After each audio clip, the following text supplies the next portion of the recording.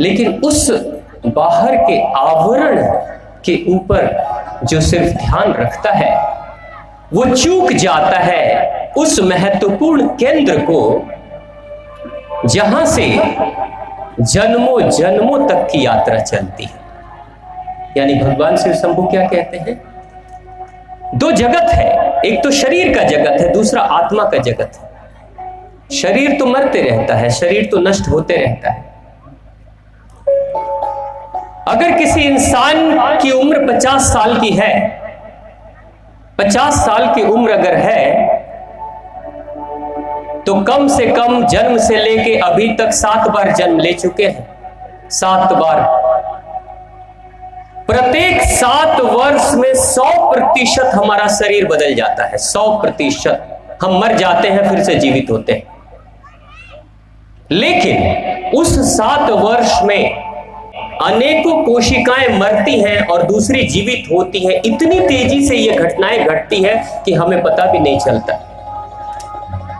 आप खुद याद करें, आपके बचपन की फोटो अगर इस समय लाकर आपके सामने रख दिया जाए तो कोई नहीं पहचान सकता कि आप ही हो। बच्चा मर गया ना, बच्चा तो नहीं है। और जब जवानी के बाद जब बुढ़ापा आता है तो जवानी की फोटो को भी देखकर कोई नहीं समझ पाएगा कि ये वही इंसान है जो बुजुर्ग बैठा है यहां पे।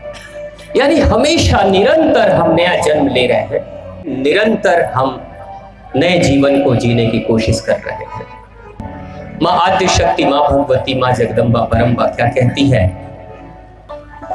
भगवान शिव शंभू के परिवार को ध्यान से देखें। माता रानी की सवारी शेर है, भगवान शिव शंभू की सवारी कौन है, नंदी बाबा। गणपति गणेश की सवारी मूषक, कार्तिक जी महाराज की सवारी मोर है, और भगवान शिव शंभू के गले में विषधर नाग रहता है। जरा उस परिवार की स्थिति को देखने की कोशिश करिए। नाग को मोर खा सकता है, खा जाता है, मोर सांप को खा जाते हैं, सांप चूहे को खा जाता है, सांपों का खुराक चूहा है। नंदी बैल चाहे तो मोर को मार सकता है, और शेर नंदी बैल को खा सकता है। सभी के सभी एक दूसरे के विपरीत हैं, एक दूसरे के विरोधी हैं, लेकिन फिर भी एक ही परिवार में रह रहे हैं। एक दूसरे के जान के दुश्मन हो सकते हैं, लेकिन फिर भी सभी एक साथ रह रहे हैं। यह कैसे संभव हो सकता है? विरोधी पक्ष के सभी एक साथ कैसे रह सकते हैं? तो हमें कई बार ऐसा लगता है कि वो तो भगवान शिव शंभू का परिवार है, भगवान का परिवार है तो वहां पे तो शेर, नंदी बैल, मोर, मूषक, चूहा, सांप सब एक साथ रहेंगे, लेकिन कोई हिंसक नहीं बनेगा, कोई हिंसा नहीं करेगा। ये शिव शंभू का परिवार रहा होगा। लेकिन ये घटना घटती नहीं है क्या? ये घटनाएं मेधा ऋषि की यहां पे नहीं घटी थी क्या? यहां भी हिंसक पशु आते थे। इसी घाट पे एक साथ गाय भी पानी पी रही है और शेर भी पानी पी रहा है। सब कुछ हुआ है, लेकिन ये तभी होता है जब कोई इंसान अपने शिव के साथ अपनी शक्ति को सत्य के मार्ग पे चलाता है, शुभ के मार्ग पे चलाता है, तो दूसरों के हृदय में भी शुभ और शांति का वास होना शुरू हो जाता है, शांति जागृत होने लगती है। लेकिन हमने क्या सोचा कि शिव कहीं दूर है, मां भगवती कहीं दूर है और हम तो अलग हैं। सच्चाई तो यह है कि शिव हम ही हैं, आद्य शक्ति भी हम ही हैं, कोई और नहीं है। देवी भागवत महापुराण कहती है, सर्व खलविद में वाहम नान्य दस्ति सनातनम। मां कहती है, मेरे सिवा कोई दूसरी अविनाशी वस्तु है ही नहीं इस जगत में। जो कुछ भी है वो मैं ही मैं हूं हर जगह पे, मेरे सिवा कोई और नहीं है। मां क्या कहती है, इस पूरे जगत में जहां तक तुम्हारी दृष्टि जाती है, जहां तक तुम्हारी नजर जा रही है, सब मैं ही हूं। एक गहरी बात है जो समाज में काफी बड़ा विवाद खड़ा हो रहा है। लोग कहते हैं कि सबका मालिक एक है, सबका मालिक एक है, एक परमात्मा है, कोई अलग है जो अलग बैठकर सबका संचालन कर रहा है। देवी भागवत महापुराण में मां आद्य शक्ति कहती है, सर्व खलविद में वाहम नान्य दस्ति सनातनम, यानी चराचर जगत मैं ही हूं और मेरे सिवा कोई और नहीं है। चराचर जगत मैं ही हूं, मेरे सिवा और कोई और नहीं। मां ने, मां आद्य शक्ति, मां भगवती ने कभी नहीं कहा इस जगत की मालिक मैं हूं। भगवान शिव शंभू ने कभी नहीं कहा इस जगत का मालिक मैं हूं।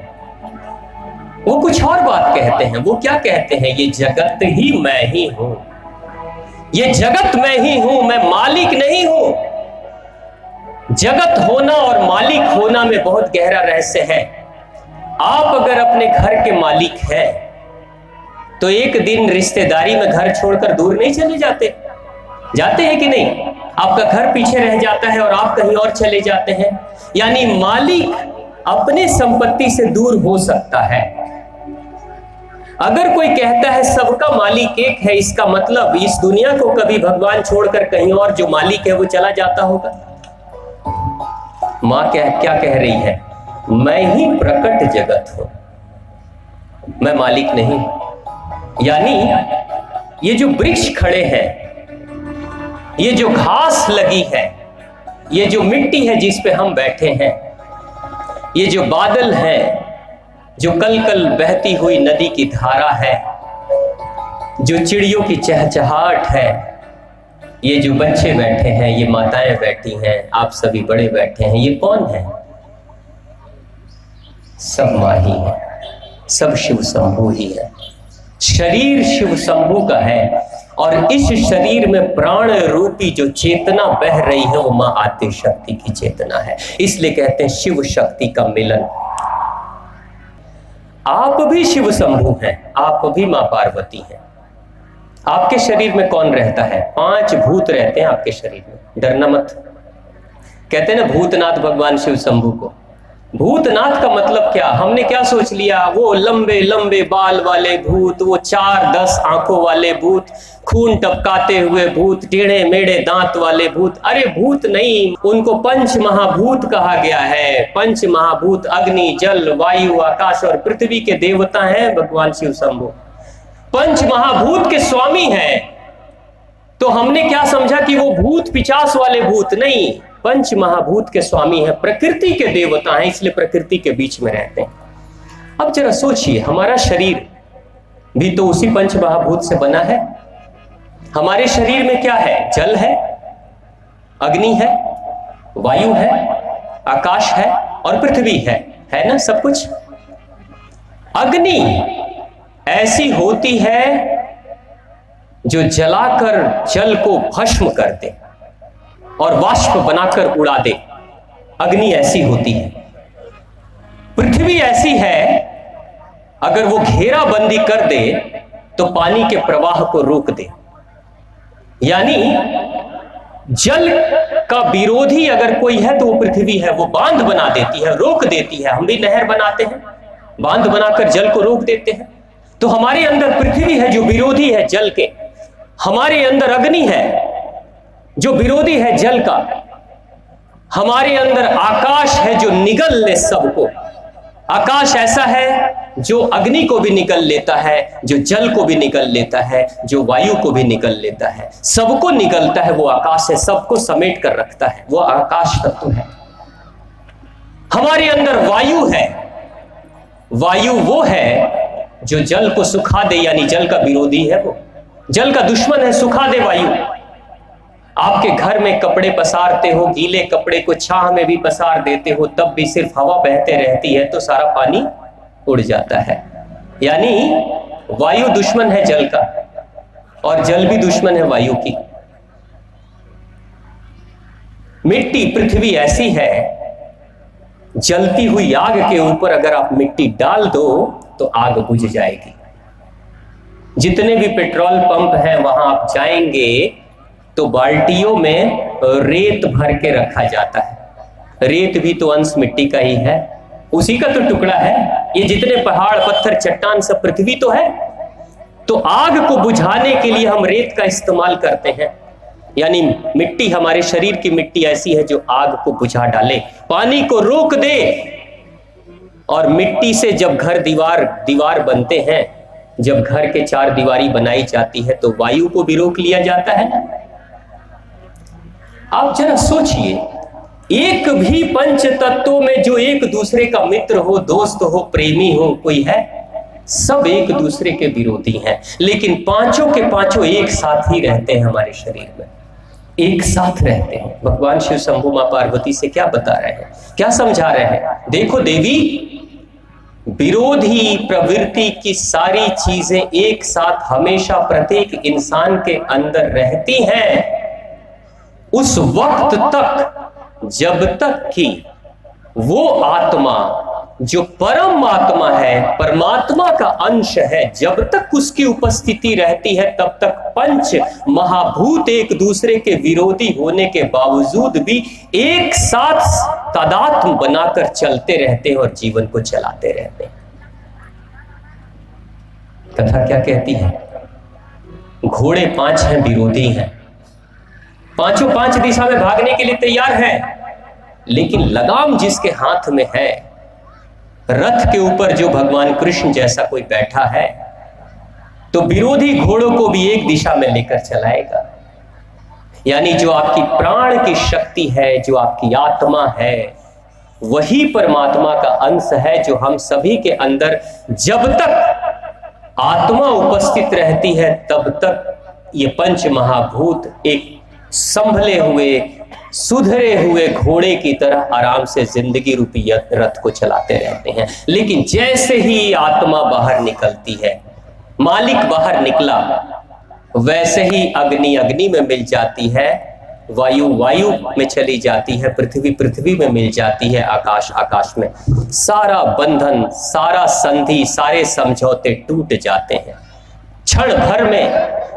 और अगर किसी इंसान के शरीर त्यागने के बाद, प्राण त्यागने के बाद कोई मोह माया में आकर कोई सोचे कि मैं अपने घर के इस प्यारे सदस्य को मैं अग्नि को समर्पित नहीं करूंगा, मैं इसको बचा लूंगा, तो भी बचा नहीं सकते। कोशिश किया है इस धरती पे लोगों ने। मिस्र में पिरामिड बनाए गए। मिस्र के जो पुराने लोग हुआ करते थे, बहुत अमीर, वहां पे एक प्रचलन थी, कहते थे कि एक समय आएगा जब सभी मरे हुए लोग एक बार पुनः जागृत हो जाएंगे।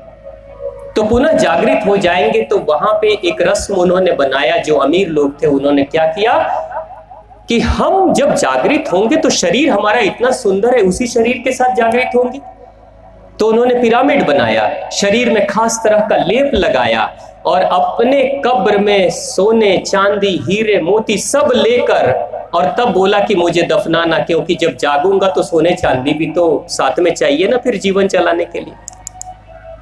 सब बनाकर देख लिया, लेकिन सुरक्षित नहीं रख पाए। आज भी शरीर वैसा नहीं है जैसा मरा था, खत्म हो गया। यानी नहीं भी जलाएंगे, नहीं भी दफन करेंगे, नहीं भी पानी में बहाएंगे, तो भी जिस दिन आत्मा रूपी परमात्मा का अंश बाहर निकलेगा, उसी दिन वायु आएगी और कहेगी, हे वायु जो तुम इसके अंदर हो, जो चल रही हो इतने समय से, चलो मेरे साथ। वायु निकल जाएगी, जल आएगा और जल को लेकर चला जाएगा। पृथ्वी तत्व आएगी और पृथ्वी कहेगी, चलो भाई अब जाने का समय आ गया है। आकाश तत्व आएगा और आकाश लेकर चला जाएगा। तभी तो लाशें सड़ने लगती हैं। सड़ने का मतलब क्या? नष्ट होने का मतलब क्या? पंच महाभूत का स्वामी सब के सब आए हैं और कहते हैं चलो अब, क्योंकि अब मालिक नहीं रहा, अब वो आत्मा रूपी शिव शंभु नहीं रहे और मां भगवती की शक्ति नहीं रही, इसलिए अब चलने का वक्त चला आया है। यानी हम जीवित हैं और पंच महाभूत सुचारू रूप से चल रहे हैं, वो हमारे शरीर के कारण से नहीं, हमारी आत्मा के कारण से। लेकिन अफसोस की बात है, आत्मा से हम कभी मिलते नहीं, हम तो मन के स्तर पे ही रह जाते हैं। मन ये कहता है, मन वो कहता है, और मन जैसा कहता है वैसे ही हम चलते हैं। मन कहता है मंदिर चलो और कभी मन कहता है मदिरालय चलो, तो हम चले जाते हैं। लेकिन मन नहीं चला रहा है, शरीर को आत्मा चला रही है, मगर आत्मा से मिलने के लिए कोई प्रयास ही नहीं कर रहे हैं। ये जो आध्यात्मिक यात्रा है, जो भगवान की कथा है, सत्संग है, प्रवचन है, गुरु का आश्रम है, यज्ञ अनुष्ठान है, ये आत्मा से मिलने के लिए एक यात्रा है जो उस दिशा की तरफ बढ़ना है। इसलिए आपको कहा जाता है कि आप शांति से बैठो कथा में। किसको शांत किया? शांत किया तो किसको किया? मन रूपी इंद्रिय लोक को शांत कर दिया कि जब तक मन शांत नहीं होगा तब तक आत्मा की तरफ की यात्रा नहीं होगी, शुद्धता की तरफ यात्रा नहीं होगी। कल राजा जी कह रहे थे कि जब भगवान बुद्ध आए थे इस स्थान पे, इसी नदी में, यही नदी, इसी नदी में अंतिम बार उन्होंने जल पिया था, जल ग्रहण किया था। उसके बाद से फिर वो पानी नहीं पी पाए, उसके बाद से तो उन्होंने शरीर त्याग ही दिया। ये नदी ऐसी पवित्र नदी है। तो जब नदी के किनारे वो आए थे, तो नदी के किनारे जब उनको प्यास लगी थी, तो अपने परम शिष्य आनंद को वो कहते हैं, हे आनंद, मुझे प्यास लग रही है, कुछ जल की व्यवस्था करो। तो आनंद जब आए थे इस नदी में और जब उन्होंने देखा था, तो वो देखे थे काफी गंदा पानी है, पानी बहुत मटमैला है। तो आनंद जाते और कहते, हे गुरुवर, पानी बहुत गंदा है, पीने योग्य नहीं है, आप पी नहीं सकते उसे। तो बुद्ध तो परम गुरु है, वो तो जिंदगी को जानते हैं, जिंदगी के अनुभव से जानते हैं। वो कहते हैं, आनंद थोड़ी देर विश्राम करो। थोड़ी देर रुकता है आनंद, तो कहते हैं, जाओ पानी लेकर आओ। तो गुरुवर, पानी गंदा था, अब जाओ लेकर आओ। तो दोबारा से जब आनंद जाते हैं, पानी बिल्कुल स्वच्छ, पानी बिल्कुल स्वच्छ है। उसके बाद से उस पानी को लेकर आनंद आते हैं और महात्मा बुद्ध पीते हैं, तृप्त हो जाते हैं। तो आनंद पूछता है, गुरुवर, पहले जब मैं गया था पानी गंदा था, आपने जब कहा तो पानी साफ हो गया, क्यों? गुरु कहते हैं, अनुभव की दृष्टि जो है ना, वो सब सिखा देती है। कोई गाड़ी गई होगी, कोई बैलगाड़ी गई होगी, इसलिए जल गंदा हो गया होगा। थोड़े देर अगर रुकते तो सारी गंदगी नीचे जाकर बैठ जाती, जल शांत हो जाता, तब स्वच्छ निर्मल हो जाता है। तो जैसे आनंद को कहा भगवान बुद्ध ने कि थोड़ा विश्राम करो, थोड़ा शांति में रहो, तो ऑटोमेटिक सब कुछ शांत हो जाएगा और स्वच्छ हो जाएगा। उसी तरीके से कथा आयोजन में, यज्ञ में भी कहा जाता है, आओ थोड़ी देर बैठो शांति से, बच्चे की तरह बनकर बैठो, निर्मल होकर बैठो, वजन लेकर मत आओ, यहाँ बैठ के फोन पे बात मत करो, है ना, घर वालों की याद मत करो, यहाँ शांति से बैठो। जब शांति से मन को शांत करेंगे, तभी तो आत्मा की याद, यानी गहरे तल में जाएंगे, आत्मा की तरफ की यात्रा होगी। तो ये आध्यात्मिक यात्रा जो है, ये आध्यात्मिक यात्रा है, शिव शंभु की यात्रा है। तो शिव शंभु भी हमें कहते हैं, जो मृत्यु के देवता हैं। माता, जब मां पार्वती जा रही थी भगवान शिव शंभु को प्राप्त करने के लिए, तपस्या करने के लिए, तो माता मैना देवी ने कहा था, हे पार्वती, तुम तो राजकुमारी हो, उसके पास जा रही हो जो मृत्यु का देवता है, क्या देगा वो तुम्हें? मां पार्वती कहती है, जो मृत्यु देती है वो तो जिंदगी कभी दे भी नहीं सकती है, जो मृत्यु देती है वो कभी जिंदगी दे नहीं सकती है। तो मैना देवी मां को हो सकता है बात समझ में नहीं आई होगी, लेकिन सच्चाई तो यह है कि जो मृत्यु दे देती है वो जिंदगी कभी दे भी नहीं सकती है। भगवान बुद्ध के पास ही एक बार एक मां आई थी अपने बेटे को लेकर और कहती है कि हे गुरुवर, मेरा बेटा बड़ा शरारती है, व्यसन करता है, मदिरा पीता है, धूम्रपान करता है, सभी तरह के जीवन के जितनी भी बुराइयां हैं सब कुछ करता है, मदिरा, व्यसन, जुए का खेल, लड़ाई झगड़े, सब कुछ करता है। गुरुवर, आप ही कुछ संदेश दो, कुछ समझाओ ताकि ये बुराइयों को छोड़ दे। भगवान बुद्ध ने देखा था, एक गहरी दृष्टि डाली थी उस बच्चे के ऊपर, नौजवान के ऊपर, और बुद्ध कहते हैं अब समय नहीं बचा। बुद्ध कहते हैं अब समय नहीं बचा, अब कुछ कहने या सुनने का वक्त नहीं है, अब कुछ कहने की जरूरत नहीं है। मां कहती है, क्यों गुरुवर, आप ऐसा क्यों कह रहे हो? इसलिए कह रहा हूं क्योंकि अब इसके पास समय ही नहीं है। अब तो 2 दिन के बाद इसकी विदाई होने वाली है। कहते हैं 2 दिन के बाद इसकी विदाई होने वाली है। अब 2 दिन के लिए क्या सुधरना, जब जाना ही है तो क्या सुधर के करेगा ये, जो करना है कर लो 2 दिन। मां रोने लगती है, कहती है क्या कह रहे हैं आप, तो हाँ ये तो जाने वाला है, इसका मतलब शरीर जाने वाला है इसका। नौजवान तुरंत समझ गया कि यानी कि मेरे मरने का समय आ गया, 2 दिन के बाद मैं मर जाऊंगा। नौजवान जाता है, चेहरा लटकाए हुए वापस जाता है। मां रोते हुए आंसू बहाते हुए जा रही है। 1 दिन गुजर जाता है, दूसरा दिन गुजर जाता है। जब पूरा दिन खत्म होने लगता है, शाम ढलने लगती है, तो नौजवान को लगता है बस आज रात्रि में तो मेरी विदाई हो जाएगी। तो पता नहीं अंदर से क्या आवाज उठी थी। वो नौजवान कहता है मां से अपने कि मां, एक बार वो जो गुरु है ना जिनसे मेरी मुलाकात हुई थी, मैं एक बार फिर से दर्शन करना चाहता हूं, उनसे मिलना चाहता हूं। मां कहती अब दर्शन करके भी क्या करना। वो कहता नहीं मैं मिलना चाहता हूं। वो फिर से ढूंढते हुए भगवान बुद्ध के पास आता है और आकर पैरों पे गिर जाता है और कहता है गुरुवर आशीर्वाद दो, दूसरी यात्रा की तैयारी में अब जा रहा हूं, अब तो आपने बता दिया कि मुझे जाना है। बुद्ध कहते हैं चलो कोई बात नहीं, जाना है वो तो ठीक है, लेकिन पहले ये बताओ कि 2 दिन कैसे गुजरे तुम्हारे, ये 2 दिन कैसे गुजरे। वो कहता है कि 2 दिन तो बड़े अच्छे गुजरे। कितने लोगों से तुमने लड़ाइयां की। कहते हैं प्रभु आपने लड़ाई शब्द अभी बोला है तो लड़ाइयां याद आ रही हैं, नहीं तो 2 दिन में एक बार भी लड़ाई शब्द भी याद नहीं आया। कितना व्यसन किया, कोई धूम्रपान मदिरापान किया, जुआ खेला, नहीं प्रभु आज 2 दिन में तो कोई मेरे मित्र भी मेरे पास नहीं आए जो मेरे साथ जुआ खेलते थे। 2 दिनों में तो मदिरापान भी नहीं किया, व्यसन भी नहीं किया, लड़ाई भी नहीं किया। बुरा सोचा तो होगा, कुछ तो मन में बुराइयां आई होंगी। नहीं प्रभु 2 दिनों में तो मैंने एक क्षण के लिए भी बुरा नहीं सोचा। क्यों नहीं बुरा सोचा। वो कहता है नौजवान कैसे सोचता, 2 दिन के बाद मृत्यु सामने खड़ी हुई दिखाई दे रही है। अब मृत्यु जब सामने दिखाई दे रही है तो मृत्यु के सामने तो लगा सब कुछ मिट गया। ऐसा लगा जैसे मृत्यु खड़ी हो गई तो सारे विकार मिट गए, सब कुछ नष्ट हो गया, सब कुछ खत्म हो गया। बुद्ध यही कहते हैं जा तू निश्चिंत हो जा, अब तूने जीवन के रहस्य को तुमने ठीक से समझा है। मेरे कहने का अर्थ सिर्फ ये था कि जिस दिन मृत्यु से मुलाकात हो जाएगी उस दिन तेरे विकार, तेरा इंद्रिय लोक सब कुछ नष्ट हो जाएगा, खत्म हो जाएगा। तूने 2 दिन में झलक देख लिया कि व्यसन, तुम कहते थे कि नशा मुझे पकड़ के रखता है, नशा छूट नहीं रहा क्योंकि मैं छोड़ना चाहता हूं, छूट नहीं रहा। 2 दिन में नशा कहां गया, 2 दिन का व्यसन कहां गया, लड़ाइयां कहां चली गई। यानी जिस दिन जो इंसान अपनी मृत्यु को जब जब याद रखता है तब तक उसके जीवन में कभी कोई विकार, कभी बुराइयां नहीं आती है।